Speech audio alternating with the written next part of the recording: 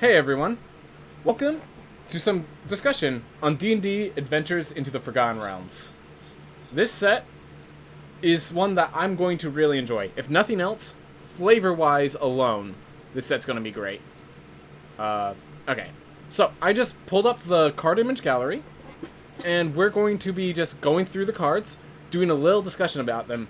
I'm going to talk about their standard usage, their limited usage, and I'm going to talk about a bit of the lore of connecting it to D&D. Some people in my chat play D&D, but probably not Magic the Gathering. Some of my people in chat probably play Magic the Gathering, not D&D. So getting the connection here is what I really enjoy in this. In fact, apparently over on the Magic the Gathering website, they actually released a little campaign module for characters of level 8. I would start with level 1 for Magic players, but fair enough, you want to get straight to the story. But so, a quick thing before we start. When I'm talking about standard, as long as Throne of Eldraine is in the picture, very few of these cards are going to see standard play. Whenever I talk about standard, assume I'm talking about rotation. I will bring up if I think it will see play despite Throne of Eldraine being around, I will bring that up specifically, but without Throne of Eldraine just was too powerful for these to make it that very, very far. Whew. So just in case we run into it, I'm going to start by talking about dungeons. So dungeons are these cards that, and Lost Mine and Found Delver is a perfect example. Just all it is its effect. There are cards that venture into the dungeon. So you start at the cave entrance, and then the first time you venture, then the second time you either go to the Goblin Lair or Mine Tunnels. Then you go to one of these. So basically you're just going through the dungeon, getting little bonus effects, and then ending off with some effect. Some cards actually say if you've completed a dungeon, it has special benefits. On that, they have 3 dungeons. The first is Lost Mine Found Delver. It takes 4 ventures to complete it, and it ends with just a simple draw a card. None of these effects are really powerful. I would generally rate a venture in Lost Mines Found Delver to about half a card draw, because you get something that's a beneficial effect. It's not worth a full card draw in effect, you know? It's a body on board, which is sometimes all you need. It's a treasure token to ramp you out, which is sometimes all you need. A scribe putting on the bottom a card that you're never going to use is kind of a card draw, but I wouldn't rate it as high as a card draw, obviously. And then it ends with an actual card draw. So I would say some of these are lower than a card draw, but then it finishes with with a card draw itself. So I think Lost Mine and Found Delver, it's okay rating each one as about half a card draw. I think if you don't know what sort of strategy you're doing, you're going to go to Lost Mines and Found Delver. I like the mechanic.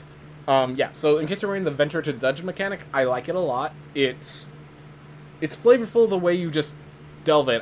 I love the kind of saga-style maneuvering of from the top working your way down. I do love those style of cards, and just find a new way. My only thing is, as these progress, if they ever use Venture to the Dungeon again, I feel like they're going to have a rules errata, where you have to have your dungeons in your sideboard. Right now, that's not an issue. Right now, just having them, you have access to all 3 is perfectly fine. If they ever make more dungeons, which I hope they do, they're going to need to limit you from having, if there are 12 different dungeons to pick from, I'd like them to limit you to what dungeons you put in your sideboard. That might be because there's a lot of weird balancing issues if suddenly there's 4 times as many dungeons to choose from, and all of the cards just got that much more variable. So that could be parasitic. So they're just like free. So there's cards. Later, as we will get into it, there are cards that their special effect is that when they come in, they venture into the dungeon. It's not that they're free. They don't take a deck slot. None of these cards take up a deck slot. They have no mana cost. It's just if you find a card that ventures into a dungeon, you take this, you put it into your command zone, and you start at the top of the dungeon, and you work your way down. So Lost Mine and Found Delver is the good base, which is perfect, because flavor-wise, Lost Mine of Found Delver is the starting campaign.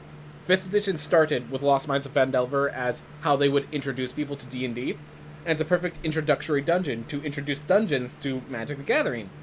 I like it. I don't like that this is it. I would love to see, like, Sunken Citadel brought up, and, like, you choose the Goblin path or the Kobold path, and it just, like, stays on your lane the way the Tomb of Annihilation does. But, yeah. I do like the idea of dungeons. I don't like that there's only 3. I do not like... People have talked about being parasitic. I just hope this isn't the end of them. They're just not going to be coming for a while. And if they do, I feel like they're going to need to take sideboard slots, because right now, they are free. You're considered having all of them at all times. You don't need to worry about it. Alright, next is Tomb of Annihilation I'm going to talk about. So Tomb of Annihilation is kind of the aggressive option. If you start here, each player loses a life, and then one path, each player loses 2 life unless they do a sacrifice or a discard or something. So this path basically just punishes them. It's all Punisher mechanics. And then the very end is a 4/4 God Horror with Death Touch. So this is a very aggressive theme, and then you can even get to the 4/4 Death Touch faster if you go through the Oubliette. But the Oubliette is a strictly worse effect. This Oubliette causes you to discard a card, sacrifice an object, an artifact, a creature, and a land. That's a lot more costly. That is a lot more costly than just each player loses 2 life. This one, like, if you take the trapped entry and go left into Cradle of the Death God, you will lose 5 life, which as an aggro deck, you don't care, and then you make a 4/4 God Horror, and then you're like, great, I'm now going to win from this position. The Oubliette, it's like, you lost a life, discard a card, sacrifice, like, to go to the Oubliette, you're basically saying, hey, I'm going to get this 4/4 Black God Horror by turn 3. How often is that going to happen? Well, let me say this. Brazen Borrower is in Standard right now. Anyways, so the other side is causing the opponent to lose 5 life. So I think that this card still could see play if there is an aggressive Venture deck. You've also better have those things in play, right? So you have to play a card that ventures into the dungeon itself. You don't exactly need a Venture card specifically, but... yeah. You don't need to have an artifact. Like, one of the ways you get around Oubliette is you don't have an artifact or a creature to sacrifice. And that actually makes it easier for you. So that is the way you play around Oubliette. But still, very costly to take out two pips of causing your opponent to lose 2 life, as well as just getting a 4/4 Black God Horror early, which it might be better not to go that early. Tomb of Annihilation is a very aggressive card. Makes sense because in the story, you're kind of in a race. If one of your characters was revived, you're in a race to finish the story before they actually die off for good due to the Death Plague, which I think is pretty cool. So once Brazen Borrower and stuff is out of rotation, there are other bounce effects, like Monk class is going to be a card that also bounces that we'll see later. The main theme that I'm worried about Tomb of Annihilation, if you go down the Oubliette route, you might run into bounce cards, because you're trying to get a 4/4 Black God Horror early. I'm not sure if you could do Ventures fast enough to make a 4/4 creature devastating early, then can you not make one more trigger and not have to worry about sacrificing lands and creatures? That's always my theme. That's my theme. There is another card called Acererak, which might justify it. So there might be an Acererak, like, black aggro Venture deck. But I'm not sure. I feel like that deck needs some support that isn't around yet. And with until Throne of Eldraine rotates out, I just don't see any new deck like that coming to fruition. So this is after Eldraine. It still needs some sort of, like, black support of sacrifice fodder and stuff. It seems like they are getting that, but needs that support. It does need that support before I trust Tomb of Annihilation for an Oubliette path to make sense. Trapped Entry, Veils of Fear, Sadful Cell. I think if you could just find aggressive Venture cards, there is a possibility of an aggro deck there, because it's just, you're playing your cards, and then also the enemy's losing 5 life, and you get an additional 4/4. That's cool. But making you sacrifice objects for this effect, not good. Not good enough. And that's why I think for Tomb of Annihilation. Then we have Dungeon of the Mad Mage. So, Dungeon of the Mad Mage, just really quick lore. It is a campaign that takes place from, I think, 6th level all the way to 20th. It is a very long campaign of just a winding, mismatching dungeon that has a deep, to try to get to the Mad Wizard's lair where all his treasure is. It is and because of that, this is a very long dungeon. So you start off with the Yawning Portal, gaining 1 life, then you scry 1, then you stop an attack, or you create a treasure token. Like, you're going to find that these are all pretty weak effects for a while. So the first 3 are weak effects, the next 3 are pretty strong. Scry 2, create 2 1/1 black skull creatures. Scry 3, all good effects. And the Mad Wizard's Lair, draw 3 cards, then you cast 1 for free. That's amazing. So basically, the way that the Dungeon of Mad Mage works is, if you just realize you have a lot of venture cards, I would say this is probably the one that you're going to see a lot in Limited, because it's just like, oh, we're dirtling around. Yeah, Lost Mine of Phandelver and Dungeon of the Mad Mage are the 2 most likely in Limited. I'm going to put my money on Mad Mage, because just, while it has weaker effects at the beginning, the fact that that ending is so powerful, the fact that you could scry away the bad cards, which, in Limited, you're going to actually have some just legitimately bad cards in your deck at times. Like, I think this one, just the value at the end is so much. The scrying on the way there is so great. Also note that you get the scry 3 before the draw 3 cards. Meaning you could actually make sure that I draw this card, so I put this one on the bomb, I draw this card next turn, and then I will be drawing 3 cards causing this trigger so I can cast this one for free. You can do some good setup. Like, the power of Dungeon of the Mad Mage is that it sets itself up. It is a combo card. It is a power card in and of itself. All you need is just ram cards that venture. I think, that being said, there are more powerful effects just in Standard itself. So like for Standard play, I think Tomb of Annihilation will see more just because of the aggressive curve that you could pull off. But I think you're going the left side. You're not going right side. Phandelver, maybe? I think these 2 are more limited. And of Limited, Mad Mage is going to be more powerful. You just pick Lost Mines of Phandelver if you have, like, oh, I need to complete the dungeon soon because I have these things that benefit if I complete a dungeon. But, this is only 3 more, so this is almost twice as long, but the effects are twice as powerful. It starts out weak, gain 1 life, then scrying 1. Like, it starts out much weaker, but it becomes much stronger as well. So, between the dungeons, constructed, limited, flavor. That's my rating for what each one stands for, what each one does. Alright. Moving back. So now let's get to the actual cards that you're going to put in your deck. And I'm just going to go down the list. If there's not much to say, there's not much to say, but sometimes I'll just find something stupid to talk about. For example of stupid things to talk about, let's talk about +2 Mace. So, there's some hilarious stuff with this. So first of all, let's just read the card. It costs 2, and it actually costs a white to get if your creature is +2/+2, but it costs 3 to equip. So, here's the funny stuff. So first off, it starts with a plus symbol.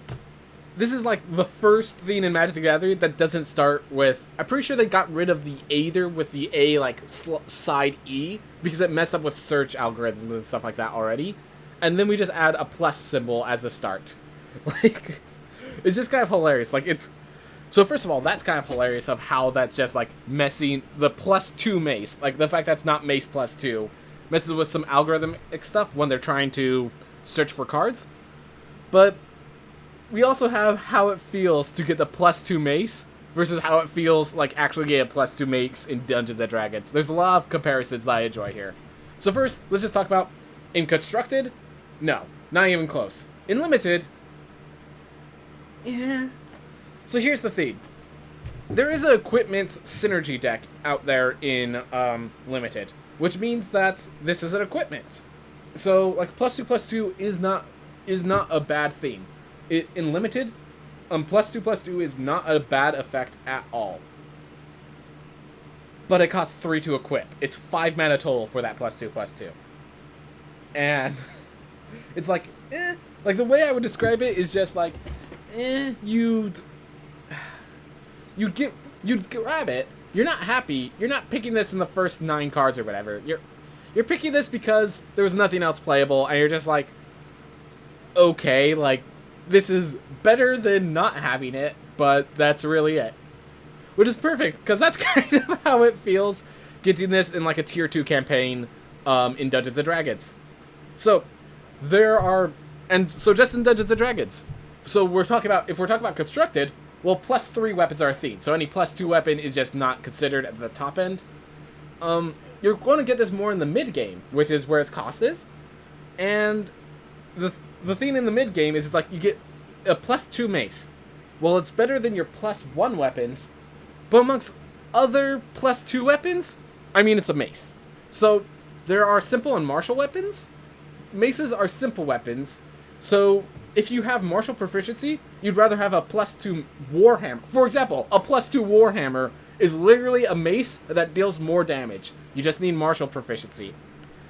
And just about any character that cares about having a good weapon is probably one that has martial weapon proficiency.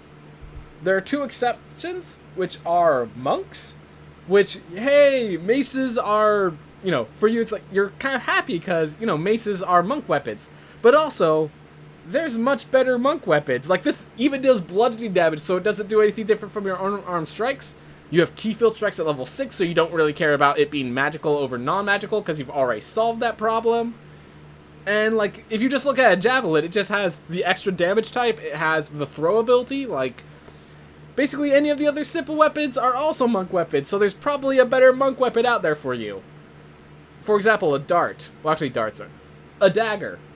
Like, there's a bunch of better monk weapons. So that's one. And the other thing that might like a mace that actually goes into melee is a Cleric of Life, a Cleric of Order, or some really weird Cleric of Nature that didn't take Shillelagh as their extra druid cantrip. And note, if any of these 3 happen to be a dwarf, they would probably rather have a warhammer because they have proficiency in warhammers being a dwarf. Or if they're an elf, they'd like a rapier or a longsword because they have proficiency in those being an elf. So there's just a very niche amount of characters that actually would rather have a mace than another weapon. It's like, I mean, a mace is better than a +1 warhammer usually, so it's like, I'll take it, but the moment we get a better +2 weapon, we're throwing this away. Wizard, you can have it. Which, I think the wizard can use it, but the wizard doesn't care to actually... If the wizard is swinging with a +2 weapon, there's a lot of other issues we have to deal with. So, this is just like... it's like the feeling of game is just the... I guess, like, I'm not angry, but... this really isn't what I wanted. And I think that's they perfectly captured the flavor of this card. Of, it's there. It's there. Beautiful. They just captured the essence of Dungeons & Dragons with this card. I think that's beautiful. Of what it's like getting a +2 mace. So, not very good in Limited. Not even close in Constructed. Even after rotation. Usually set reviews are at least 6 hours. Did you have a plan? I might just do white and then the next color, and then I might stop. That was my plan, Sean, Ace-Law. Put on a fake smile for it. Nah. Alright, Aborio Pegasus. So, some of these cards I actually have to read. I'm assuming I read all the ones that are important, but I have not read all of them. Some of them were just released today, so I have not had time to read them. So it's a 4-mana 2/3 with flying. When it's the battlefield, target creature gets +1/+1 and flying itself. Alright. In Limited, that's good. That's often good enough. It allows you to get... In Limited, you just use this, you top-end it for aggressive deck. So you're trying to get like a big beater, you're trying to deal the last bits of damage. You play a 4-mana 2/3, you get another creature flying, and then you have this chip damage of a 2/3 flyer. If there's not many flyers in Limited, this is a good card. If there are a lot of flyers in Limited, like, in Strixhaven, there were a ton of flyers, so this would not be good in Strixhaven. But this isn't Strixhaven, so I think this will be much better. Flavor, I mean, there's Pegasus in Magic, there's Pegasus in D&D. There's nothing, like, exceptional except, like, flavor text. Constructed, not really considered. There's, like, if nothing else, there's Combat Professor. There's better cards than this. Should just do rares and uncommons, maybe, as most commons aren't relevant. Well, I mean, I just talked a lot about +2 Mace, and I actually like the Limited environment more than Constructed a lot. So I'm going to stick with my plan. Thank you very much for the offer, Ace-Law, but... oof.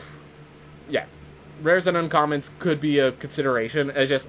I had a lot to talk about with +2 Mace, and I didn't want to leave any good comments behind, because I already know of another comment I will want to talk about.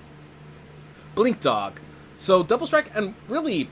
So what I see when I look at this card is that they are much more happy to bring phasing in as a mechanic. They brought it with, like, the Teferi that was able to use its loyalty abilities with Flash. And I do think phasing is a really cool mechanic of just... It's like the leaving and returning to play, but doesn't have all the additional triggers and effects. It's just phasing. They definitely need to be careful how much they reveal, because it is a complicated mechanic. If something phases out something other than itself, you start having all these mumbo-jumbo, weird rules decisions. But I really like the mechanic. I'm glad that they're still bringing it out.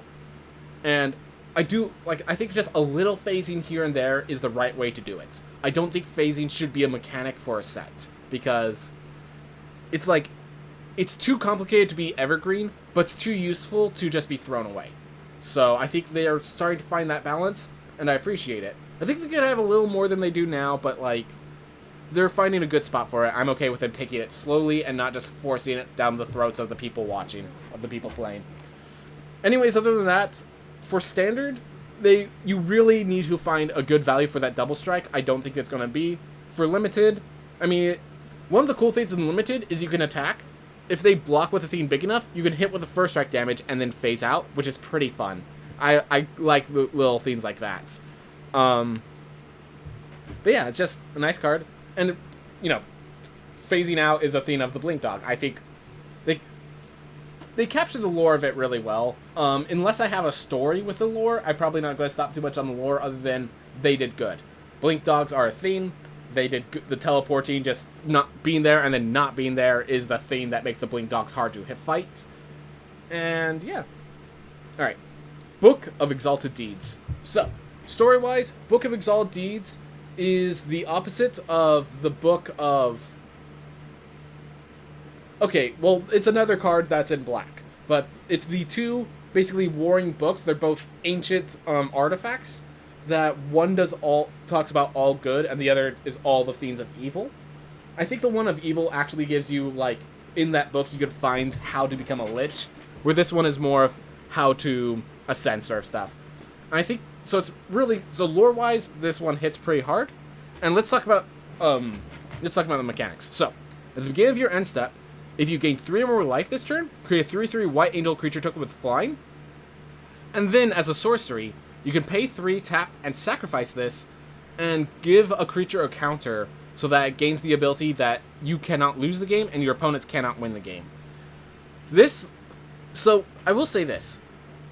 This card does not gain you life itself, so you need to have a deck that builds itself around gaining life. Usually those decks are either white plus black or white plus green, so the fact that it costs 3 white might be a bit of an issue. But I think it will still see play on the grounds that you don't have to play this on turn 3. You can play this on turn 5 once you're more set up, and then you just happen to finally have gotten your 3rd white land. So I actually do not believe that the triple white is going to be the limiting factor for this card. It could be. I'm not going to deny that. Standard is currently very aggressive. But I think the limiting factor for that card is whether or not you could gain 3 life each turn consistently. And on that note, that secondary effect, a lot of people have made excited things. Like, for example, if you use that secondary effect to give one of your creature lands the ability, if you turn one of your creature lands into a creature, put an Enlightened counter on it, and then let it become a land again, you have basically you cannot lose the game as long as they cannot destroy a land, which there are very few ways to destroy a land, which can be scary. That can be very scary. A lot of people have been talking about there's the snow, I can't remember its name, but the snow land that becomes a 4/3. But you gotta keep in mind that costs 6 mana to do. During that entire time, they can destroy the Book of Exalted Deeds. Like, to do this all in one turn costs you like 8 or 9 mana. At that point, they can there's Ugin, there's probably stronger things you could do. I don't want to say that directly because this is preventing you from losing the game. Yeah. This is a very powerful card. I'm not going to deny that. I do enjoy it. I do enjoy that it exists. The triple white might be a limiting factor, but I don't think it's actually as severe as many people worry it to be. This might actually... So here's my theme. I think it will actually see play in a green-white deck. And I think there's a land, like a Hydra land, and that's what you're going to be putting that counter on whenever you can. And you just... Otherwise, you use it... You would only play this card if you could gain 3 or more life in a turn. If you cannot use that you gain 3 or more life this turn effect, you do not use a Book of Exalted Deeds. Just straight out. The sacrifice to make something you can't lose the game, it's too expensive to use normally. You have to actually gain life to get the effect. So, cool card. Glad it exists. Not going to be doing much with it right now. So here's the question. Could this see play before Eldraine leaves? There's a possibility. I do not know what the deck would look like, but you definitely... I think it would be green-white life gain, sort of some heavy life gain deck. I think it could see play before Throne of Eldraine even leaves. And strangely enough, in Limited, this is not really playable, because how consistently can you gain 3 or more life? Then again, if you exile it and just put it on a regular creature, not every deck has removal for even just regular creatures. Kind of depends. I think you'll pick it once you know your deck can run it, but you don't just pick it randomly. You don't just pick it like a rare that's just good card. Alright, Celestial Unicorn. Whenever you gain life, put +1/+1 counter on it. You know, just because a Johnny Pridemate was too powerful. Which, fair enough. If you do not want a Johnny Pridemate in your standard format, fine by me. Johnny Pridemate can't be used in every format, and this is good enough. +1/+1 counter. Yeah, the fact that it's a 3-mana 3/2 means it's good enough in Limited. In Constructed, would you even play a Johnny Pridemate right now? The problem is... Yeah, okay. So the problem is, if you play this card, then you're already playing Heliod, the Suncrowned, and Heliod is just a better version of this effect. It puts it on every creature instead of just one.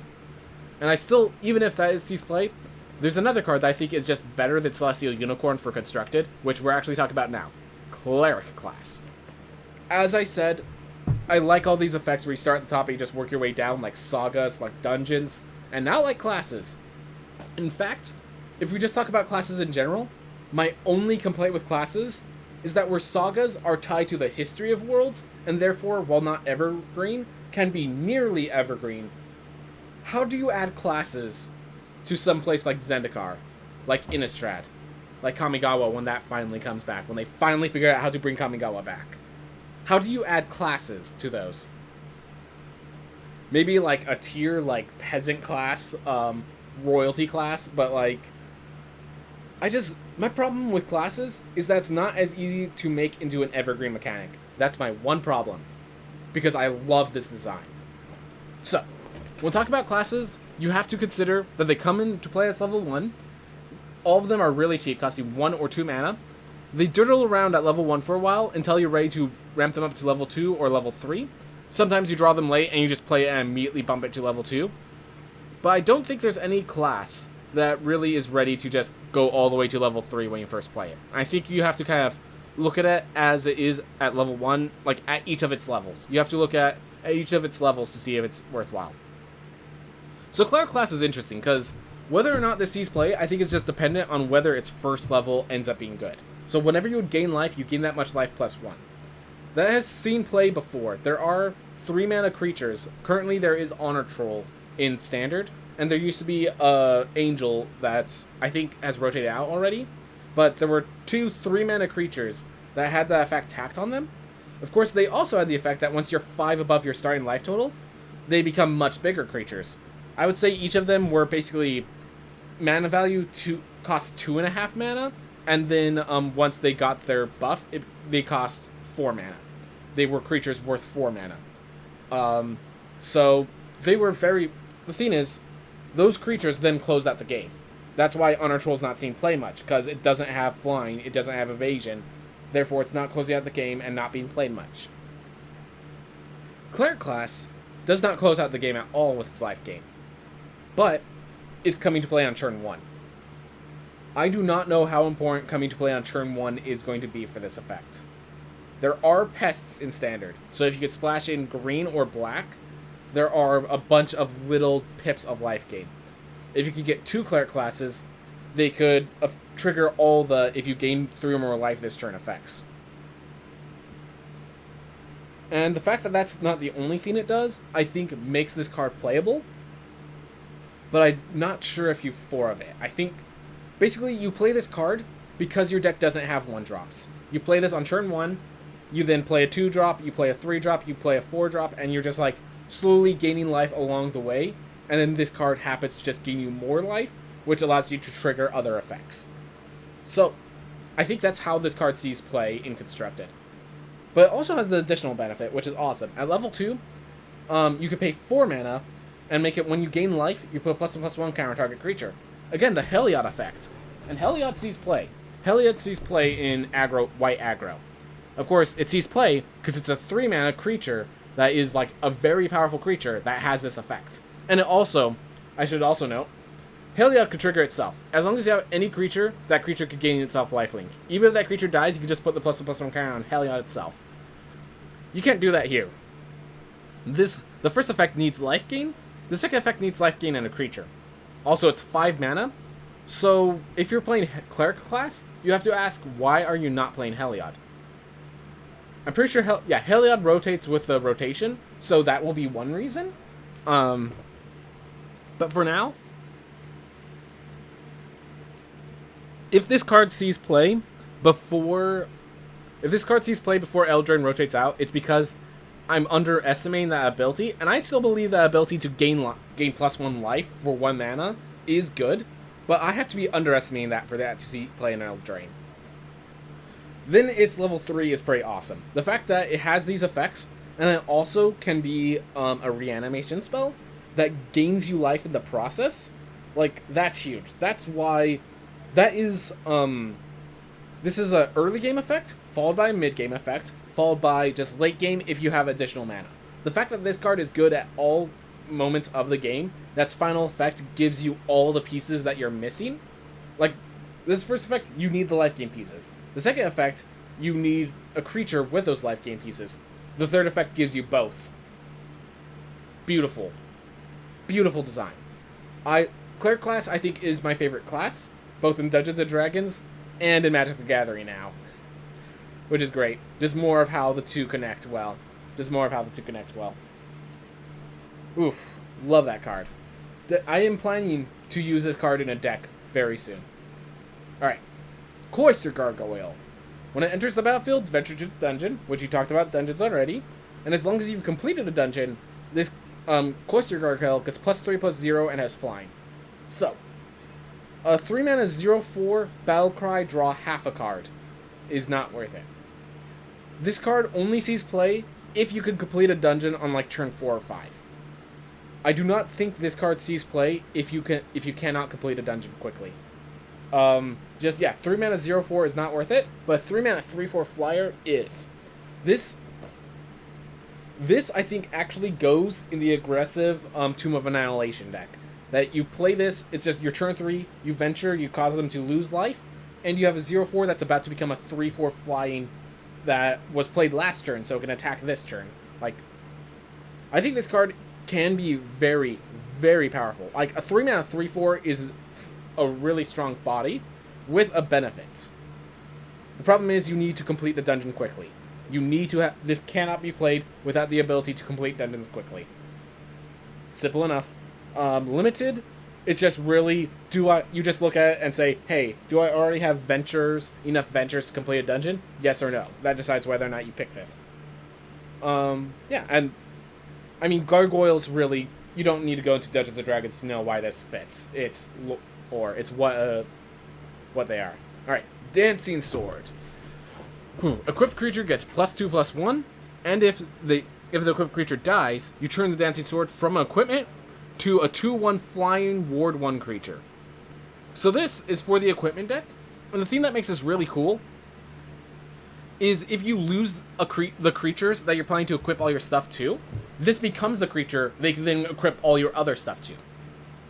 It's a fast, aggressive equipment that then becomes something that you equip all your other stuff to. They've been pushing the they've been really pushing the equipment themes for Constructed.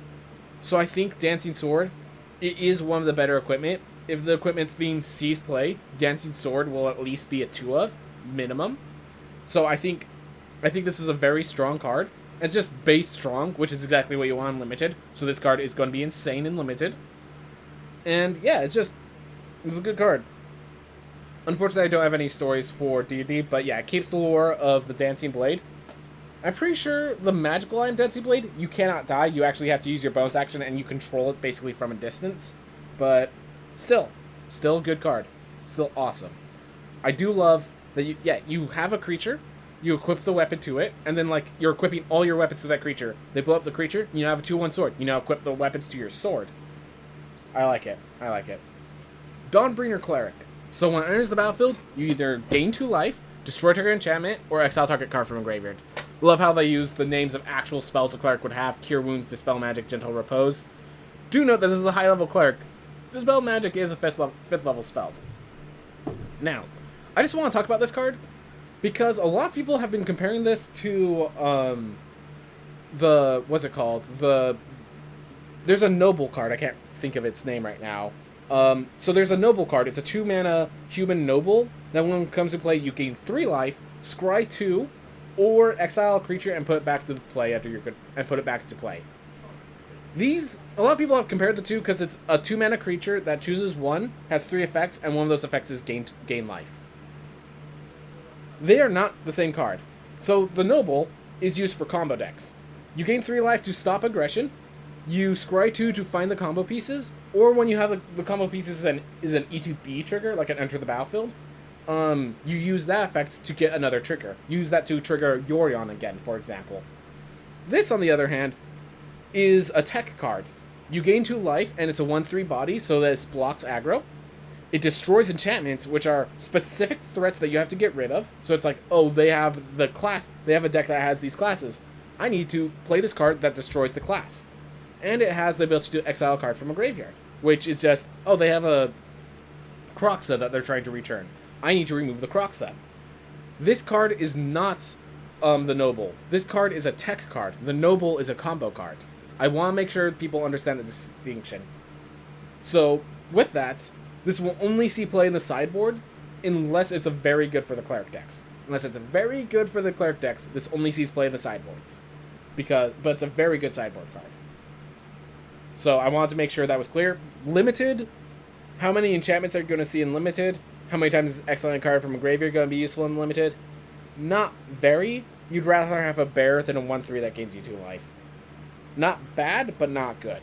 You'll pick it if you need more 2-drops, not because it's a good 2-drop. Ooh, made it just in time for the card review. Glad to hear it, Target Face. Glad to hear it. Alright, Delver's Torch. Of course, everyone needs a torch. So this is an example of... You'd probably pick the Delver Torch over the +2 Mace. Equipped creature gets +1/+1, because yes, you can use torches as weapons. Really useful against swarm enemies that your regular weapons aren't going to hurt. The ability to just deal fire damage is very valuable. When an equipped creature attacks, venture into the dungeon. That's important. That's actually really cool. You can... So I won't recommend this, but you Cloister Gargoyle, equip Delver's Torch. Cloister Gargoyle doesn't have Defender, so you can attack, venture, completing the dungeon, giving it flying the +3 attack immediately. So that's a really cool theme that you might see in Limited. Otherwise, it has the same stats as +2 Mace, just with -1/-1, but the more important ability of venturing into dungeons. So, will this card see play? I don't think... In Constructed, I find it hard to believe that this is the best equipment you could have. I just find it hard to believe that equipping for 3... I mean, so actually, funnily enough, until Throne of Eldraine leaves, there is a 1-mana 1/1 First Strike Haste that happens to have equip abilities cost 3 less when it equips to this. So this, you could actually curve that into it to do a fast dungeon completion. So it might actually see some Throne of Eldraine speculation in a Knight deck. I'm not going to get my hopes up, but there is that possibility. Otherwise, I just find it hard to believe that this is the best equipment, unless specifically you need this for a venture deck. It is just 1 it attacks. but it's 5 mana to equip. You definitely need a way to reduce that mana to see Construct to play. Limited, it's better than the +2 Mace. I think this is strictly better than the +2 Mace in Limited.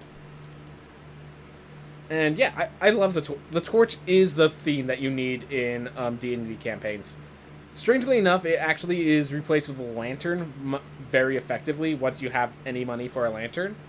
But just for feel, I just love the Torch. I just love the Torch. Alright. Devoted Paladin.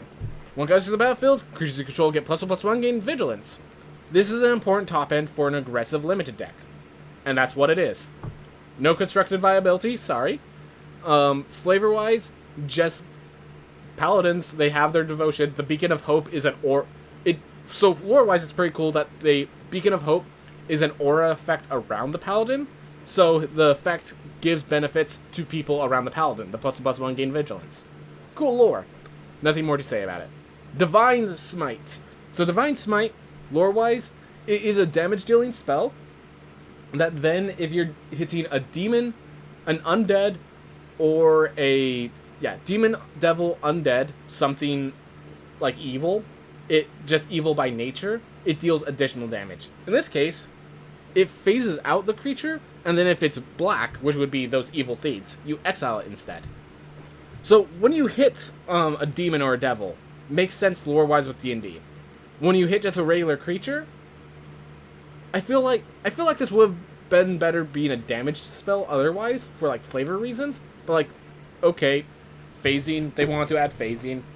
I think it's cool nonetheless, but it's meant to be a tech card anyways. This card, you might see it as a sideboard card in Constructed, not really a limited card. Flavor-wise, Divine Smite is a damage-dealing effect. This might have been better if they called it Banishment. Oh, they already have Banishment. And Banishment's more of an Oblivion Ring effect. Oh well. Dragon's Disciple. So this is one of the interesting ones. They're planning to make a dragon deck with like Tiamat, and then there's also a bunch of other dragons. And this is a white card that like synergizes with a dragon deck.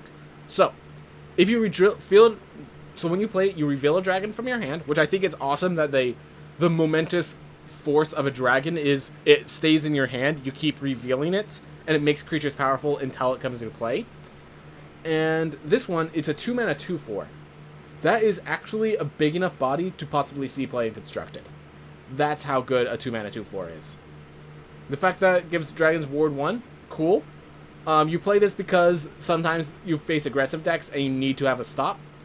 Whether or not this card is good really just depends on if the dragon deck works, because this is not a red card. You can't just have a deck that happens to have this dragon, happens to have other themes. This is a white card. Most dragons are red. There actually has to be a dragon deck for this to work. There aren't enough white dragons for this to not be in an actual dragon deck. Limited, it's a question of, do you have a dragon? Do you have enough dragons to trigger this? Yes or no? Sees play. Oof. Funny thing is, this is a disciple of Bahamut. That's the flavor theme. I was just about to say, usually dragon disciples are part of cults, but I realize, I'm like, why is this white? It's like, because Bahamut is the good aligned dragon. This is a white dragon, that's a chromatic.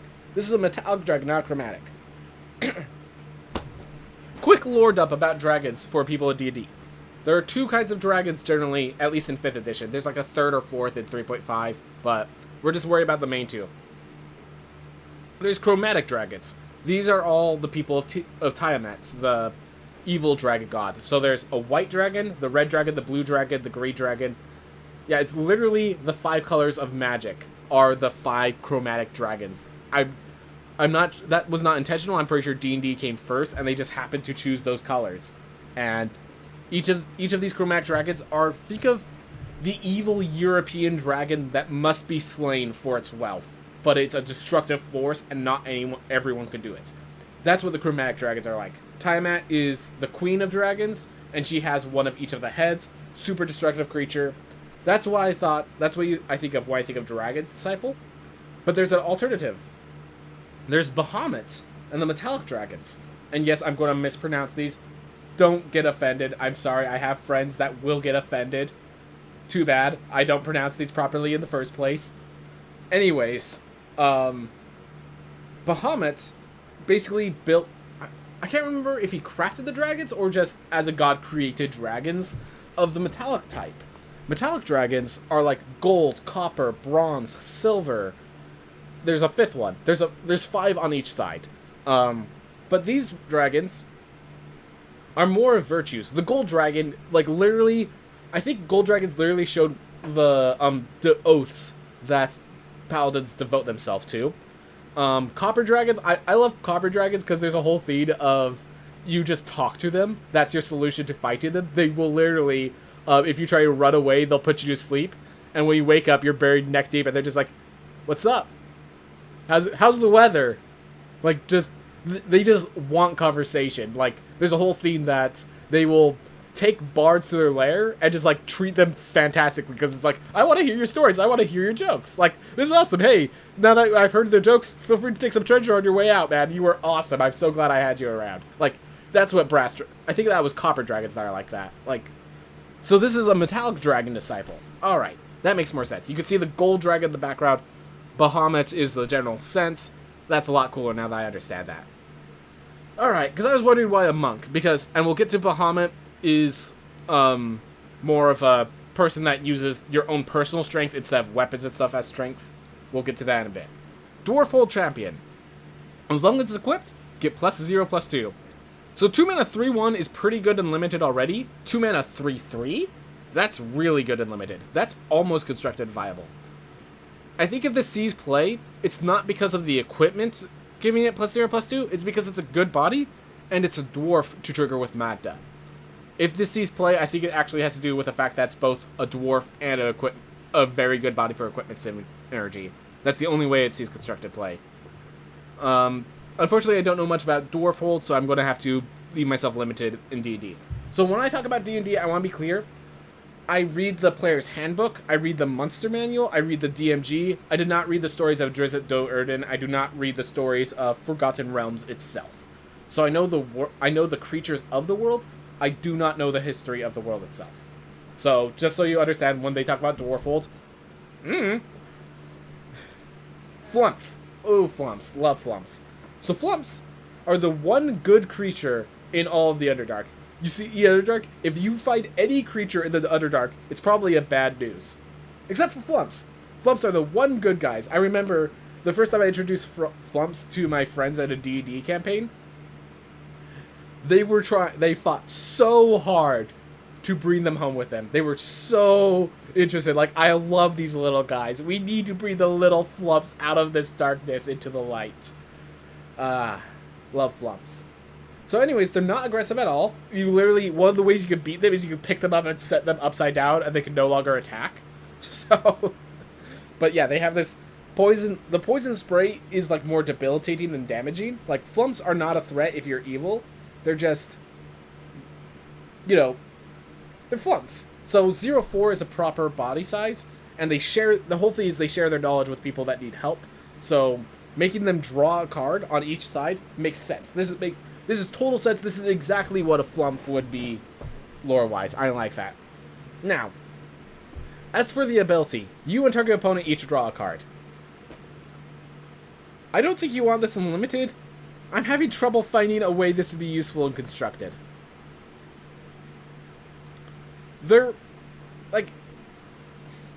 Drawing a card has to be far more powerful for you. Dope and Commander. Oh, yes. Anything that has target opponents in Commander suddenly has negotiation. Because if you could just say, hey, if you attack me, I'll block with my Flump, we'll both draw a card, good game, GG, and then you're just drawing all the cards, and then people are also drawing some cards as well. In Commander, this card is way better. Not going to deny that. But outside of Commander, you're going to need to have your card draw be far more powerful than your opponent's card draw. And I'm not sure what decks can do that. And if they can, I feel like they'd just rather play Birth of Meletis right now. Until rotation, I don't see it. And even after rotation, I'm going to have to see why we have all these white cards that are causing your opponent to draw cards as well. Gloomstalker. If you completed dungeon, it has double strike. Hey, 3 mana 2/3, generally speaking. Limited, you're not really complaining about 3 mana 2/3, and it's just a question of, can I complete a dungeon in time? Constructed, I don't see it. There's probably better double strikers. There's probably just more aggressive cards. If you're completed a dungeon, you want them dead by the time the dungeon's complete, just about. And it's like a 3 mana 2/3 with double strike, or a 3 mana 3/4 with evasion. I think the evasion is actually more powerful in the late game where you're completing the dungeon. Alright, Grand Master of Flowers. Worth noting, this is Bahamut. The legendary Planeswalker, Bahamut. This is how, So Bahamut walks the land of mortals. And when he does, he has all of the ancient metallic dragons have a, they all have the shapeshift ability. So where Bahamut shapeshifts into a human, those birds on his shoulders are all ancient metallic dragons that are protecting him. So Bahamut is, he is a planeswalker. He's a god. It makes sense that he's a god. I know a lot of people have missed the flavor that this Grandmaster of Flowers is Bahamut himself shape changed. A lot of people are like, how does this have anything to do with a great god? Like, they're stories. He goes into the material plane. And those birds are his metallic dragon allies. Like, people didn't get that. And I just wanted to explain that really fast as to why this weird dude that loves flowers is actually the dragon god. I wanted to explain that really quickly. Alright. So, to extend the idea of shapeshifting, if you get to 7 or more loyalty counters with this card, it becomes a 7/7 dragon god with flying and indestructible. So it's an unkillable god. Also note, it no longer becomes a planeswalker. So even if you remove the counters, if you remove the counters later, it becomes a planeswalker again. But until you remove those counters, it's just a 7/7 indestructible god. Which is actually kind of funny, because that might actually ruin you if you're, just holding down the fort just barely, and then it's just, your creature that stops their attacks suddenly becomes a 7/7, and then they just bounce. They have something that, unsummon, return a creature to its other side or something. It's just yo! That's kind of funny, but generally speaking, I think it is a powerful effect. It's kind of like a finisher for a deck that kind of dirtles for a bit. So, it's first +1. Target creature without first strike, double strike, or vigilance can't attack or block until your next turn. So, lockdown, and then you could search your library or graveyard for a card named Monk of the Open Hand, reveal it, put it to your hand, and if you search your library this way, you shuffle the library. So, let me explain really quick. Monk of the Open Hand, because the single planes, it's a 1/1. As long as you cast whenever you cast the second spell at a turn, it gets a +1/+1 counter.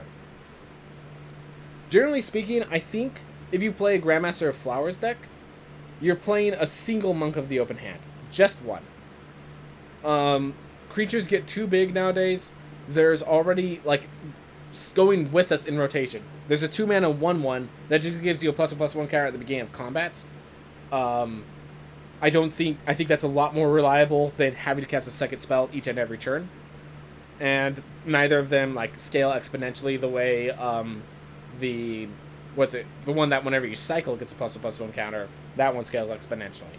So I think when you play this card, you probably only play a single Monk of the Open Hand, and you just use that other ability, whatever the Monk of the Open Hand isn't being pulled out of your graveyard, or out of the library, or whatever. So, one of the interesting things is this only has +1 abilities, so you're always growing this until it gets to a 7/7.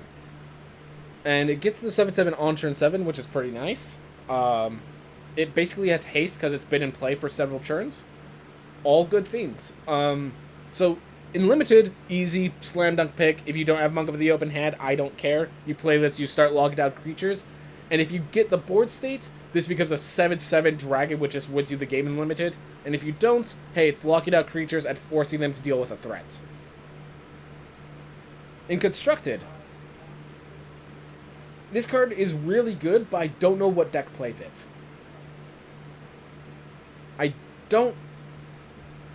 Maybe there's a control deck that can use this, but I feel like control has better finishers.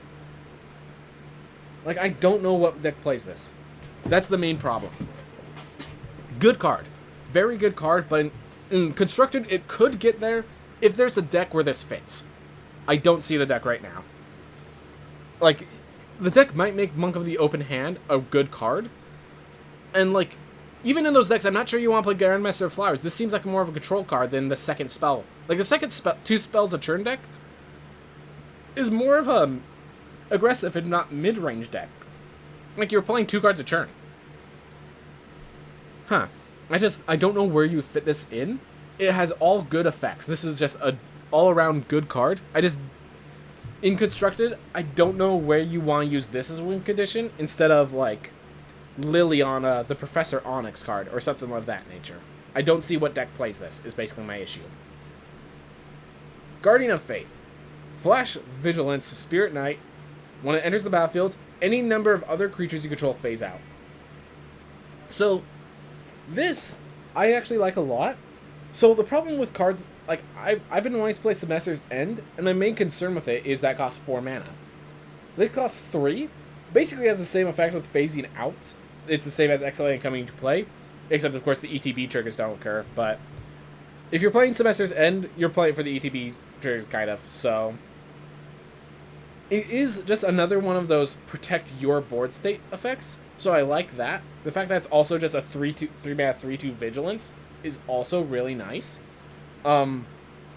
Basically, I think this is very much, whether or not this sees play Constructed, is very much how important is a card that protects you from a board clear, and then itself is a good body.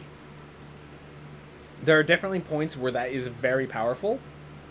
I'm not sure how often that occurs. It is pretty nuts, yeah. If this occurs, if this acts as a combat trick, it is insane. It is a 3-mana 3-2 Vigilance that also is a board protector. And the fact is, but like, in Constructed, people are going to recognize, oh, you're playing this aggressive deck, and you have 3 mana open. I wonder if there's Guardian of Faith that's about to come into play. Like, it does, in Limited, yeah, stops combat tricks. And it also allows you to block and then phase out the creatures that are going to die in the block. So, not denying it's a good card. My question is, for Constructed, is it good enough? And it all just really depends on the deck. White Life Gain aggro? I think there's just enough cards that give you protection, that give you indestructible, that you don't really need the Guardian of Faith to stack on top of it. You might play it just to give you the 2 Devotion to help you get Heliod in play. But, like, great card. I think it's going to be used everywhere, to be honest. I think the double white is quite costly, and the fact that it can both be predicted, you need a board state for it to be good. Like, I think it's... yeah, where it's good, it's extremely good. I'm just not sure in current Constructed format it is good. Like, I will state, like, I considered using this in my Cleric's deck because that effect is powerful. But, it's just you need a very creature-based, a creature-heavy deck. You need an extremely creature-heavy deck. Pie-bet it? I mean, okay, so here's the question. So, Target Facing Warrior is my bro, and Pie-Bet is a theme that we used to watch where they would review the cards, and if they thought, oh, this person thinks the card is bad, this person thinks the card is good, they Pie-Bet of whether or not it's good, and one of them gets punished afterwards.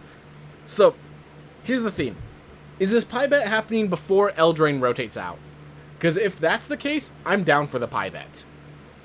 Otherwise, so much can change. So much can change. So this is happening before... if the Pie-Bet is for before Throne of Eldraine rotates out, I'm 100% down for Guardian of Faith Pie-Bet. This is a very powerful effect, but its face against Eldraine. So, I'll go wait. Yeah, exactly. The moment you say Throne of Eldraine, all falls apart. Once Throne of Eldraine rotates out, there's probably going to be a deck that wants this, and this is going to be part of a tier 1 deck. I'm certain of that. But, as long as Eldraine's in play, it's a 3-drop that dies to stomp. It's a 3-drop that dies to stomp, everyone! Like, that's why I can't play Tabarax. That's why I had to rip Tabarax out of my Cleric deck. It's a 3-drop that dies to stomp. Doesn't matter that it gets bigger. It dies to stomp when the turn it comes into play. Oof. Alright, Half-Elf Monk. So I do like this theme where the Half-Elf is both a human and an elf, so it's able to fit in both synergy decks. So, for Limited, the fact is it's a 4-mana 1/4 Vigilance. Is that 4 toughness good enough to see play? Constructed, we have Giant Killer, which has that same Stunning Strike effect. And yeah, this was not meant to be a constructed card. It costs 4 mana. In limited, it's just a question of, is 4 toughness enough? That's really it. We'll have to see, because this is 4 mana for a 4 toughness creature, and that's really what it's for. It could tap down their big monstrous creature, but there's a place for this. There's a place for this. It's definitely a good, like, limited. You put it in your kind of mid-range shell. You use it to stop their aggressor while being aggressive yourself. But it's just hard to find a place in limited. It's not the same place in constructed. Lore-wise, I just like that it's both human and elf because of the half-elf. That's how it works. Alright, Icing Death, Frost Tyrant. 4 mana, 4/3, Flying Vigilance. When it dies, you get Icing Death Frost Ton, which is a white equipment artifact where the equipped creature gets +2/+0, and when it attacks, tap target creature defame player controls. This card, so first of all, 4/3 Flying Vigilance for 4 is a good enough body to probably see some play. It's almost there constructed. Then it becomes an equipment, which means that equipped deck is I think this will see play in any of the equipped decks. Because it has Vigilance, you could keep applying air pressure, and then you could turn it into equipment later. Like, that's a powerful effect. I love the idea that you could equip this with Dancing Sword, and then once it dies, you turn the Dancing Sword into a creature to equip Icing Death to the Dancing Sword. I think that's pretty hilarious. The fact that it taps target creature, this is very much the top end of a white aggressive deck. I think this card is good enough to make a white aggressive deck. I think this card is almost good enough to make a white aggressive deck. In Eldraine, no. But once Eldraine's gone, this is good enough to make a white aggressive deck. I'm not even sure if they're going to have to add red for all the equipment synergy. I think this is just good enough as is.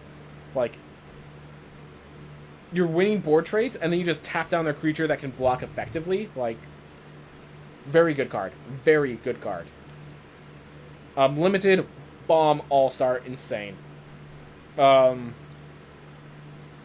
As for flavor, white dragons are... I think this actually fits for flavor too, because white dragons are less of the intelligent. Of the 5 chromatic dragons, white are known for not having as much intelligence as the others. In fact, it takes much longer for them to even gain the ability to speak. But they are much more threatening as predators. They are able to just hunt silently, and very deadly. They are of the caliber of the rest of the dragons, while lacking intelligence. Just a fast, aggressive, devastating strike. That's what ice dragons are. That's what they do. They captured it very well. Alright, Ingenious Smith. So it's a 2 mana 1/1. You reveal an artifact from the top 4 cards of your library and puts it in your hand. And whenever one more artifacts enter the battlefield, put +1/+1 counter on this, but only triggers once each turn. So the thing is, I feel like this wants to be part of an aggressive deck. This ability triggers only once each turn is an important limiter. Like, they needed to have that.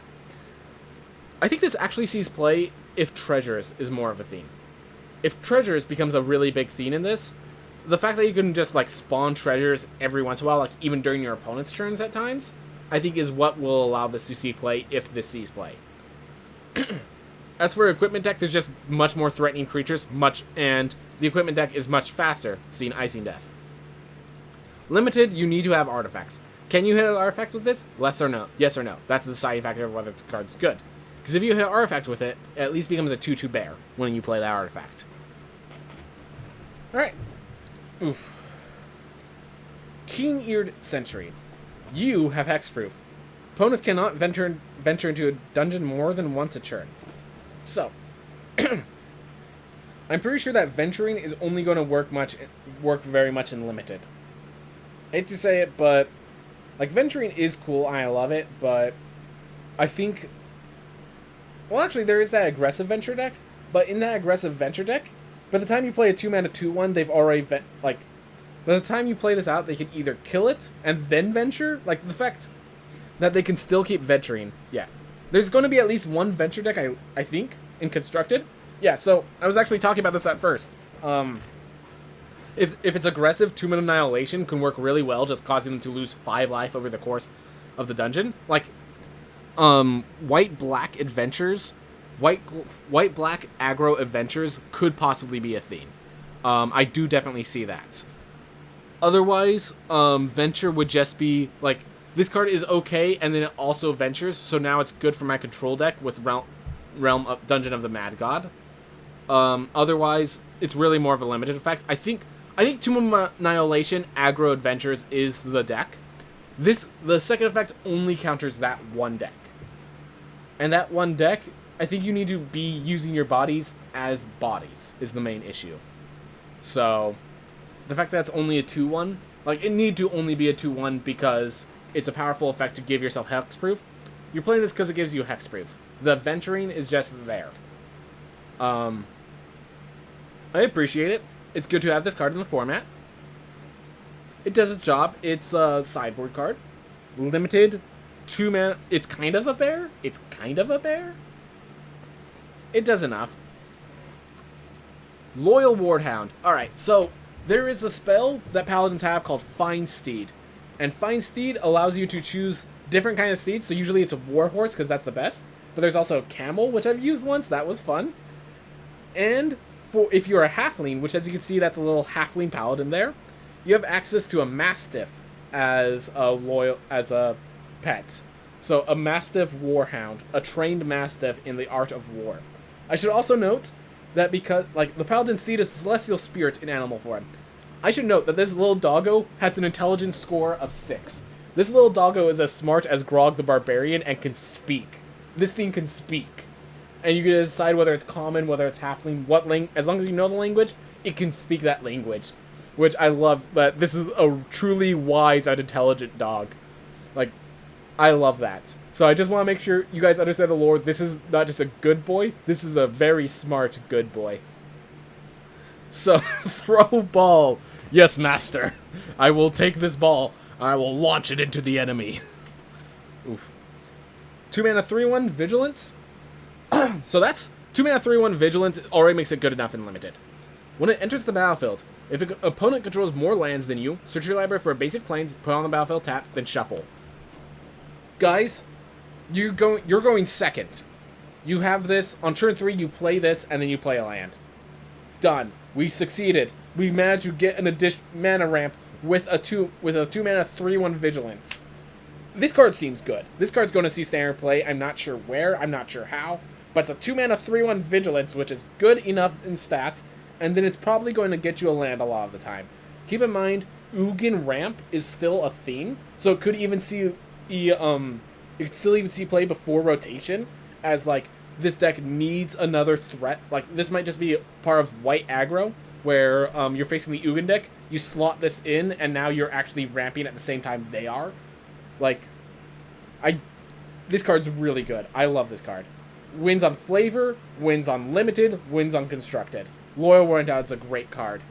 I love it. What a good doggo. What a good doggo.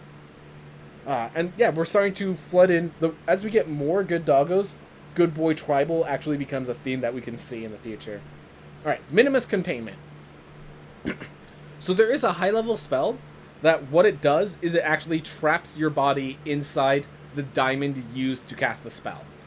So Minimus Containment, yes, you would actually... It traps the person inside the diamond, which I think is actually great. The spell isn't called Minimus Containment, but oh well, I'll accept it because I'm thinking the actual spell has a name already in Magic Gathering. Also, I can't think of its name right now. It's like Imprison. Oh yeah, it's Imprison. The spell's Imprison. Yeah, they're not going to have that. Alright, so it's enchant non-land permanent. Okay, so you can only do it... You can do it to more than creatures. And the enchant permanent becomes a treasure token. Like, I love that. Enchant permanent becomes a treasure token. Which is really cool. Yeah, it's more flavorful, yet worse Oblivion Ring. Perfect way of describing it. Because they can still sacrifice it and get an effect. There is... So I don't know if this works with Hateful Eidolon, because Hateful Eidolon, whenever a creature dies, if it had enchantment on it, but it wasn't a creature, it was just a treasure artifact. But it loses all of their abilities. Does it... If it was a creature, it's no longer a creature. That's what I would need to hear right there. If it was a creature, it's no longer a creature. Okay, yeah. It's a worse Oblivion Ring, but it's common. Oblivion Ring's always uncommon, so I think this is a good card. In Limited, in Constructed, it's worse than Oblivion Ring, and we have Banishing Lights, and Banishing Light doesn't see play much. Alright, Monk of the Open Hand. So this is the Monk that Bahamut gets you. 1 mana, 1/1. Whenever you cast your second spell each turn, put +1/+1 counter on it. Yeah. Limited, can you get a second spell each turn? Alright, then it's okay card. Like, the thing is, this card's power is limited by how many times you can cast spells. And the fact that you can't, like, it's not, the fact that it's not, whenever you cast the spell other than your first, you get +1/+1. The fact that only can trigger once each turn really limits its growth. I think this card's okay. Because of Bahamut, it seems like it will work. But once again, I do not see Constructed deck for it. For Limited, are you casting enough spells to trigger this constantly? I don't think. You'd have to play this as like a 3-drop. You play this, like it'd be a 3-mana 2/2 that you also play a 2-drop. Like on turn 3, you play it as a 1-mana 2/2. That's why I think it will see play as in Limited. I'm not sure if you need to... So it's very much for a board Swarm deck instead of a second spell deck, is my guess. Oof. Moon Blessed Cleric. When it enters the battlefield, you search your library for enchantment, reveal it, put it on the top. So I will say, like, putting it on the top feels bad until you realize this is a 3-mana 3/2. This card's perfectly acceptable in stopping your opponent's aggression, and then, you know, giving you an Elspeth's Conquer death for now. Like, until rotation, this could give you an Elspeth's Conquer's death. This could give you a Birth of Meletis if you just need the value. This, I think there might be a green-white enchantment deck that could see play, and this just gets you the right enchantment for the job. So that's pretty cool. The fact that, like, it does not draw you a card, which seems bad until you realize it's a 3-mana 3/2. It needs to have some weakness. Does this see Constructed play? That deck has to be really good. I'm not sure it's that good. I don't think it's that good. And that's the reason I'm worried about it. But it could possibly see play. And strangely enough, if it sees play, it has to see play before rotation, where amazing enchantments like Elspeth's Conqueror's Death are around. Unless, of course, they make some... And, you know, Constellation is also a trigger. So, yeah. There are definitely good things. You can also fetch out classes, but I don't think there's any class that is so imperative. Well, I can think of one, but it's not... It doesn't really want cards like this. The fact that it puts it on the top of your library is a kind of a penalty. It does have to be more of a value-based thing than a combo. Well, I guess it could be kind of combo. This card could be really good. In Limited, it's just, do I have an enchantment? Yes, you can play Moon Blessed Cleric. It's a good card. It doesn't give you card advantage, but 3-mana 3/2 is sometimes good enough in Limited, and then it gets you a specific card you want, or you could just decide not to. Well, then again, because it's usually a 3-mana 3/2, it's not drawing a card, probably not as good in Limited. I will say the fact that it's not drawing you the card is very punishing, but it's good. The body is so good, I think it's okay. Alright, Nundar, Selfless Paladin. So I just want to lore-wise, so here's actually a funny thing with the flavor text, that this is a Dragon Knight. It's another Enlightened Tutor, I guess. Anyways, oh, do we already have an Enlightened Tutor? Oh, just hold up. I'm gonna just Google this to make sure, because you're getting the name exactly. So, Enlightened Tutor is not currently in Standard, though. Yep, and it costs... Yeah, so this is an Enlightened Tutor for 3, which is very different than 1. But, yeah, for Commander, you're not seeing this. You're seeing Enlightened Tutor instead. Maybe for a budget deck, you'll see this in Commander, but yeah, in Constructed, you might be able to build a deck where this works. I'd have to see the deck. I would not be surprised if this sees play, but I'm not really seeing it. So as for Nundar, I want to talk about lore real fast. So, this is a Dragonborn Paladin, lore-wise, and in MTG, that's a Dragon Knight. So in one aspect, I love this because it allows them to have Dragonborn already have synergy, which, oh my gosh, we have a Monk of Dragons. We can use Nadar instead of like a regular dragon. We just have Nadar as our dragon for the deck. That's actually really cool. So, yeah, it has all those synergies because they chose types that already exist. So, it's a dragon and it's a knight, even though it's supposed to be a dragonborn paladin. They did not add dragonborn. So, from the MTG aspect, I really love that they did that. From the lore aspect, Dragonborn, like, they hate dragons. The whole thing is that there was an additional world, like back in 4th edition, and the worlds kind of crossed. And in the dragons world, they were literally created to be the slaves of dragons. They had a tortured existence. They hate dragons. As far as they care, the gods left them, so they hate dragons, they hate the gods that left them to this fate, and then they come to our world, and now they're being called a dragon. So they would hate that. I just find that kind of hilarious. They do have pride in a lot of draconic aspects, and so I like in MTG that they are dragons. But if you tell them, hey, you're a dragon for my dragon deck, they will punch you in the face if they could. They do not like being called dragons. I think that's kind of funny. I do like this overall, and the reason I know I like this is because there's a place where they didn't make that limitation, and I actually dislike it. So, we'll address that when it comes up. But with Tieflings, why couldn't they have been devils? But we'll address that more when it comes up. So it's a 3-mana 3/3 Vigilance. When it enters the battlefield or attacks, venture into the dungeon. That's really cool, because it gets a venture when it comes to play, and then another venture later. And it's the Anthem effect, as long as you've completed a dungeon. So this goes more into that white-black aggro venture deck that I said might see play. Like, that's actually really cool. It's a 3-mana 3/3, so it's another one of those top-end cards for that venture deck. 3-mana 3/3, just big, good body. Probably kicks out Cloister Gargoyle, because it gives you more ventures. It has more of a completed dungeon victory effect for swarming the board. Like, very powerful card. Very powerful card. I like it. Limited 3-mana 3/3 Vigilance, good enough. The fact that ventures both in play and in attacking, even better. Anthem makes it a bomb. So, good card. Good card all around. Lore-wise, I do appreciate it, but I recognize why people would hate it, and I've just changed my opinion after seeing it elsewhere.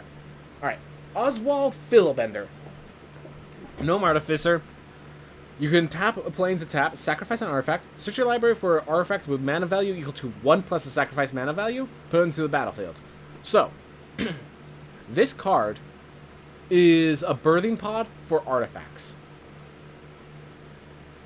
I feel like someone's going to build an amazing combo deck with this effect.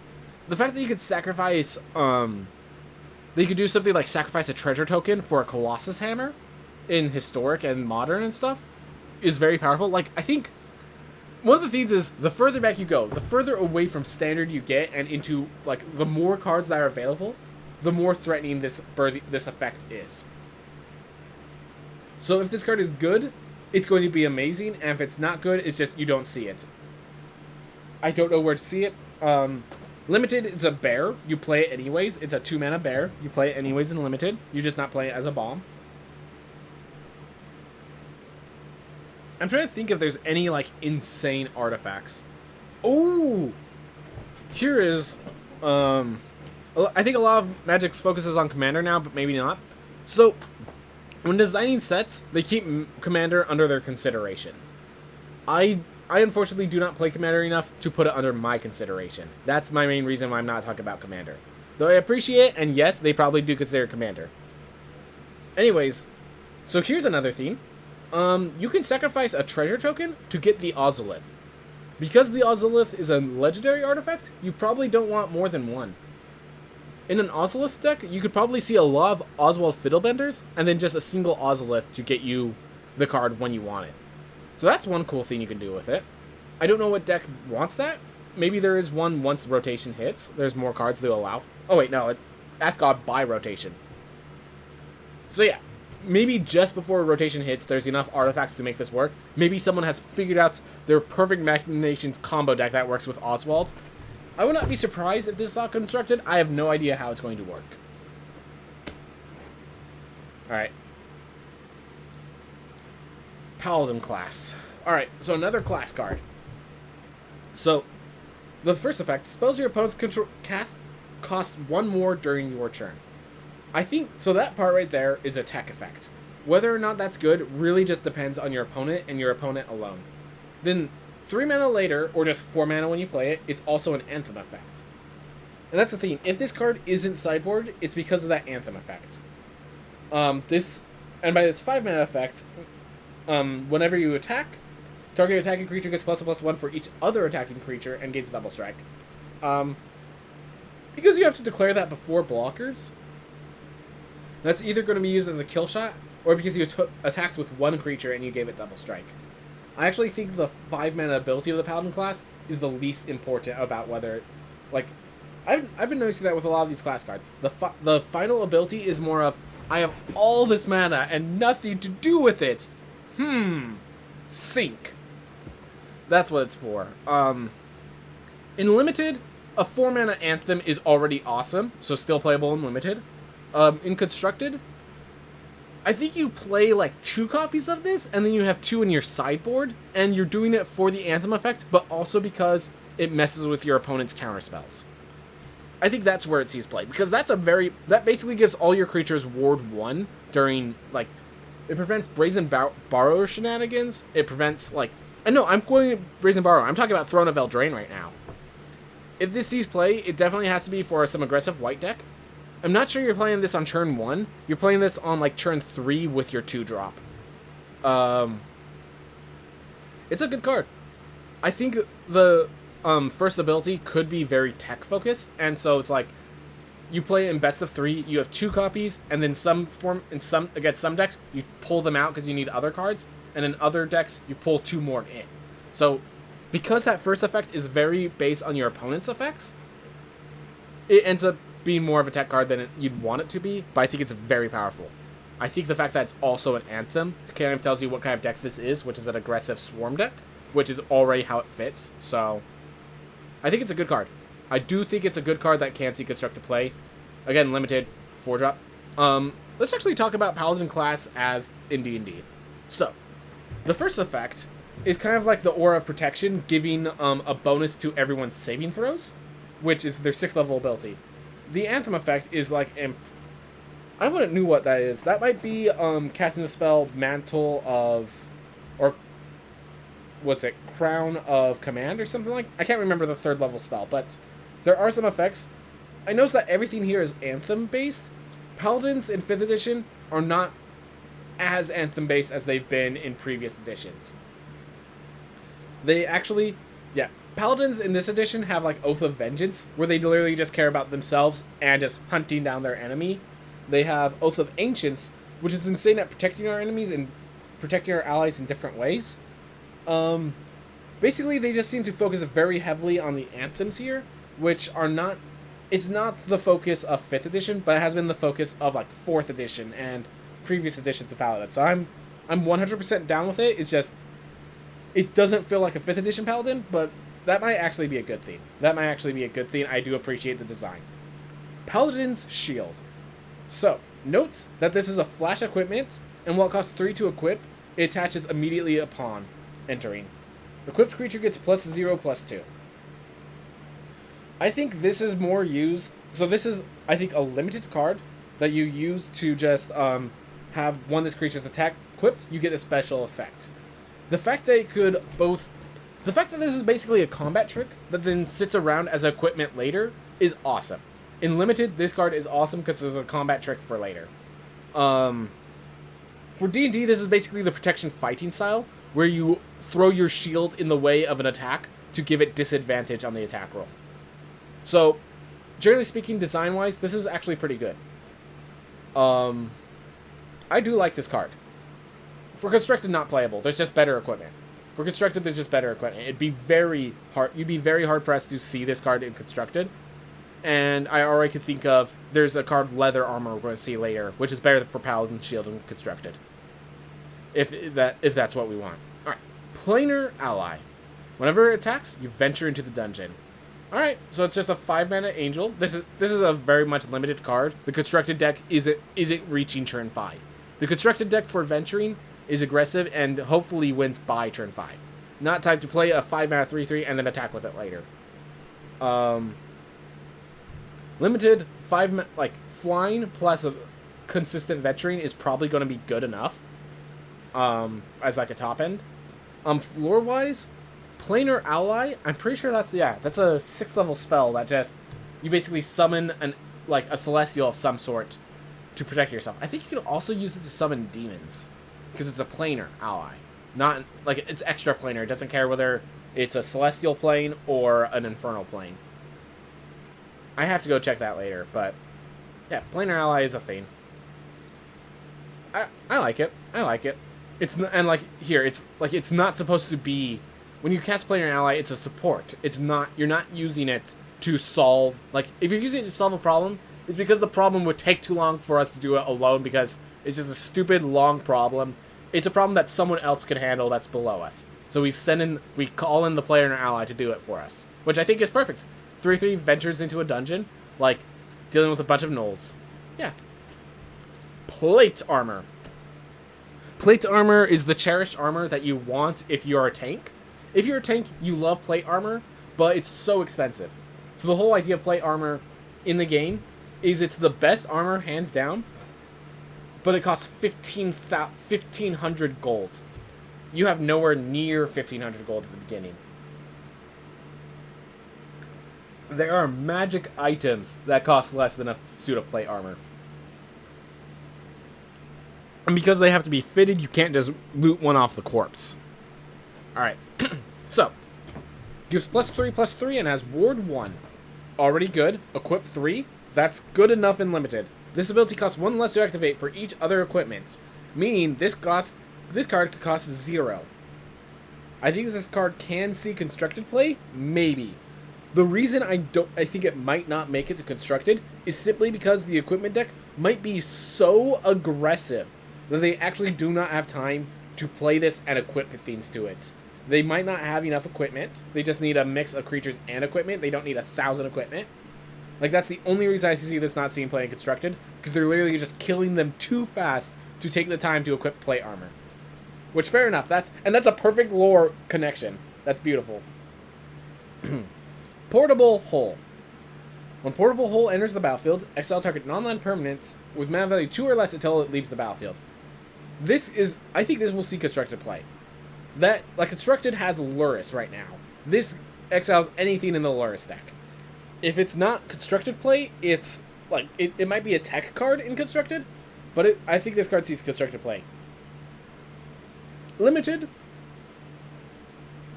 I mean, it stops their early game, but you draw this in the late game, and it doesn't really help you in Limited. And for flavor, Portable Hole is closer to a Bag of Holding. It's a Bag of Holding with cool effects, like, making a pit trap. But the thing is, they can make a save and just get out of the Portable Hole even after you've already folded it up. So this isn't really a trap, the way that Portable Hole is being used. So slight flavor fail, but I love the Portable Hole. This is how they did it in Magic the Gathering. I accept it. Potion of Healing. When it enters the battlefield, draw a card. You could tap one, sacrifice it, and you gain 3 life. If this sees play, it's because artifacts are important. This is a Revitalize, except it costs 1 more and is not instant speed. Revitalize doesn't always see play. The fact that it's an artifact has to be important for this card to see play. Constructed, or flavor-wise, yeah, that's perfect. Potions of Healings are just these cheap potions that you pour down people's throats when they're unconscious to give them 2d4 plus 2 hit points, get them back into the fight. Perfectly fine, perfectly how it works. Oof. Priest of Ancient Lore. 3 mana 2/1. When it enters the battlefield, you gain 1 life and draw a card. So, in Limited, this is an efficient card. It's a bear for a turn later, but also draws you a card. In Constructed, and you'd be like, oh, not even consider it Constructed. It's a common, it's not meant to be. If that life gain can trigger some effects, I think this could see play in Constructed. I've been building a Cleric deck, and it's been needing some way to draw cards. And, I'm seriously considering putting a Priest of Ancient Lore in there, So I could play the Priest of Ancient Lore, sacrifice it to get Aura, and if they kill Aura, I get another Priest of Ancient Lore to draw another card before sacrificing it for another Aura. So I've been building a Magic deck specifically built for a single Priest of Ancient Lore to fit into the deck. So I'm really actually happy about that. Also, it looks like SunkyCon just raided me. I appreciate Sunky. I appreciate it. Alright. So, yeah. We've been going through all the new cards of Magic the Gathering. We're giving our time frame. We're probably going to stop once we're done with White. But we're going to finish White at the very least. So, yeah. Priest of Ancient Lore is unassuming. It's very unassuming. It's never like the staple. But I think randomly, that life gain, if you can make that life gain valuable, Priest of Ancient Lore will actually see constructed play. Limited, it's good. Constructed, I guess it's a Cleric of... Yeah, there's a Cleric of Knowledge that I think this would be. And I like Clerics of Knowledge. They don't wear full plate, though. They wear medium armor. Maybe that's half plate? Maybe it's just the fact that it's a dwarf? Rally Maneuver. Target creature gets +2/+0 on first strike. Another one gets +0/+2 on lifelink. In Limited, this is an absolute blowout. In Constructed, I don't see 3 mana fast enough. If you're playing it, they're going to be able to play around it, or that's not going to be enough to stop it. How's it going, SunkyCon? Thank you very much for the raid. So this card is a limited card, and it needed to be uncommon, because at common, it would break Fiends. I like this card. This is Sudden Breakthrough, except instead of a treasure token, you're giving another creature +0/+2 and lifelink, which is pretty awesome. Hope you've been having a good day. I have. I'm just trying to get through this card review. Thank you both of you. Thank you both. So, Constructed, not built for Constructed. Limited, good for Limited. That's what it's built for. The Rally Maneuver in D&D is a superiority dice maneuver that you give someone else your attack. So the first strike makes sense. I'm pretty sure Rally Maneuver exists in... I'm pretty sure this is actually a reprint, which explains it a lot. Good card. Good card. Does what it needs. Ranger's Hawk. 1 mana, 1/1 flyer. They can tap 3 and tap another creature, preferably the Ranger, and you venture into the dungeon. In Constructed, we've been seeing, like Dimir the Paladin, we have much better venture cards if we want to venture. In Limited, this is a means to venture. It's a 1/1 flyer, which I'm not sure how important that is. I mean, it is flying. It is chip damage. But you do have to tap another creature and 3 mana every time you want to venture with this. It could see play. I think it's very much, are you the venture deck? It's good. If you're not the venture deck, it's too expensive. Which is strange for a 1 mana card, but it's a 3 mana ability. You have to be in the lead to have to venture into the dungeon. Venturing in the dungeon puts you behind sometimes. Ranger's Hawk, just flavor-wise, yeah, Beastmaster Ranger. Steadfast Paladin, 2/2 lifelink. Every limited sets love these. They're good cards. You just need bears, and then a bear with lifelink allows you to equip it, get more damage, and then you could swing in, and you always win the race because you're gaining life where they're not. Good card. Good card. Not Constructed. There's already enough life-linking dwarfs. We don't need this. Teleportation Circle. At the beginning of your end step, exile 1 target artifact or creature you control, then return it to the battlefield. So this is Thassa. This is Thassa for white instead of blue. Thassa, I believe, does see play in some tier 3 decks right now. So I could definitely see this seeing play. Keep in mind, this works in your index. This works with our 1 copy of Priest of Ancient Lore. This works... Oh my gosh, this could even work in my Cleric deck, technically. Yeah. If you have good Enter the Battlefield triggers, this is a really good card. Thassa sees play because it's a good card. This is a good card. I don't see in Constructed how you play this over Thassa, unless, of course, you're not playing blue. That's the way you play this over Thassa. Fair enough. Limited, you do need some sort of trigger. You do need enough Enter the Battlefield effects for Teleportation Circle to matter. Something that when it enters the battlefield, you venture to a dungeon. Something that draws you a card, something like that. Then Teleportation Circle is very good. Yeah, you love blinking cards? Exactly. I could definitely see this scene play. It's competing with Thassa, which is just which is a teleportation circle, except it can also tap creatures. It could also become a 6/5 indestructible monster. But it is white. You might just play both, because you need more copies of Thassa and more non-legendary copies of Thassa. I don't know. I don't think it's used played right now, but is definitely a good card. Veteran Dungeoneer. When it enters the battlefield, venture to the dungeon. Hey! So you need teleportation circle with this. Notice that's common. Limited card. Constructed, as we were saying, hyper-aggressive. I don't even think... This is the price of a top end for that deck, and I don't think it's the top end for that deck. So, yeah, nah. Limited, it's good enough. Limited, it's venturing I treat as about half a card draw. 4 mana, 3/4, half a card draw. Good card. I think, at least. Alright. Venture Dungeoneer. Oh, quick lore feed. She is actually in the Yawning Portal. She is standing with her sword out over the pit of the Yawning Portal down into the realm of the Mad Mage. The Great Dungeon below. I'm assuming they're telling a story before, either of when they were down there to the other patrons, or about to go down there themselves. Just quick lore theme. I noticed that suddenly. I thought you'd like to hear it. Alright, White Dragon. As I said, these are just monster states. 6 mana, 4/4 flyer. When it enters the battlefield, you tap target creature opponent controls, and it doesn't untap. Fits what White Dragons do. So in case you're wondering, they have an uncommon dragon in each, for each color.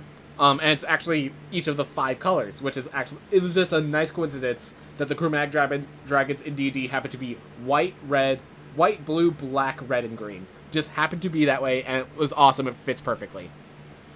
White dragons are not very white for loyalty and stuff, but it is, like, I will say that. Flavor-wise, white dragons don't fit into white because they have no care for loyalty or anything like that. They're just monsters. Like, it fits into green more than anything else, but I don't think they care. I don't think people care about it. Alright, so, as for limited, I think any of these big flying dragons are going to be good in limited. Like, just flat out, it's a 4/4 flyer. Like, you'll pay premium price. You'll pay extra. You'll pay 7 for that, if you need to. It depends on the format. It does seem like there's quite a bit of flyers in this format. Constructed, there's better dragons. There's better cards. You hear something on watch. So I love this idea where it kind of becomes a choose-your-own-adventure style card. So in case you're wondering, rouse the party, set off traps. None of these are actual flavor text abilities. They just added it as the flavor of why you hear something on watch does this. It's, you hear something on watch, what do you do? I just love those ideas. It's just like, apply, activate. I love that. That idea. So creatures you control get +1/+1 until end of turn. This is actually a really good combat trick. Do not underestimate. You will get blown out by you hear something on watch, guys. In limited, you will get blown out. I'm talking about limited. I'm sorry. I don't think... No, it's not going to seek play in constructed. Took me a little bit. But its other effect is it deals 5 damage to target attacking creature. So if you're on the offensive, you blow them out with a combat trick affecting all of your creatures. If you're on the defensive, you kill. It's a creature kill spell. This card is amazing in limited. This card is amazing in limited. Constructed, I don't think so. I was actually pretty impressed by a +1/+1 instant speed for 2. But, like, I just thought about it a little more and I realized no. You need to get a +1/+1 counter on each creature for 2 for it to see play in constructed. And I wouldn't do that just for safety reasons. Alright. You are ambushed on the road. It's a 1 mana spell. You either return a creature you control to its owner's hand, or your target creature gets +1/+3. Much weaker. This is more of, they did a combat trick on me, and I need to counter combat trick. It is a combat trick. I will not underestimate a combat trick, but similar combat tricks give it +1/+3 and untap it, so it can do that, or it can just protect you from a kill spell. This sees play in limited, but you never want to play more than 1. And the fact that you don't want to play more than 1 in limited, I think tells you all you need to know about constructed viability. Not good. Again, all these something occurs cards are great for like lore wise, just of the feeling that you are a dungeon master explaining what is happening to your party. So that is a cool thing. So I do like that. Whew. And that is white. Everyone, thank you so much for watching. I will definitely get to all the others, but I hope you have a wonderful day. This has been fun. I'm definitely finishing this off, even if I can't get this before the sets are released. Beautiful. Have a wonderful day.